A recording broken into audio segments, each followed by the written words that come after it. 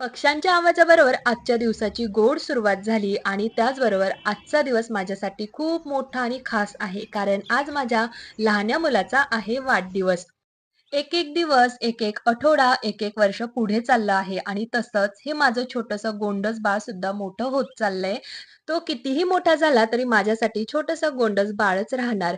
आज तर birthday boy 7 वाजताच उठला. उठला की असाच मला दररोज भेटायला येत असतं. भरभरून मी त्याला प्यार करत असते. मात्र आजचा दिवस खास आहे. कालपासूनच त्याला मी बर्थडे विश करते बरं का.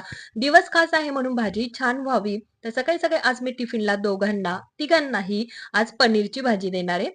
पनीरची भाजी जेव्हा पण मी बनवते, तर त्यामध्ये सुहाना शाही पनीर मसालाच मी वापरत असते. खूप मस्त टेस्टी भाजी होत असते. इथे माझा स्वयंपाक झाला, अरूचा टिफिन भरला, त्याला सोडून आली. श्लोकला अंघोळ घालून घेतली. बर्थडे म्हटलं की नवीन कपडे घातलेच गेले पाहिजे. गोड अशी तयारी केली, बॅग पॅक केली, मुलांसाठी चॉकलेट्स आणि त्याच्यासाठी फरसाण आणि पनीरची भाजी. थोडेसे फोटोज काढून घेतले, तर बर्थडे बॉयला विश करायला अजिबात विसरू नका. बाय.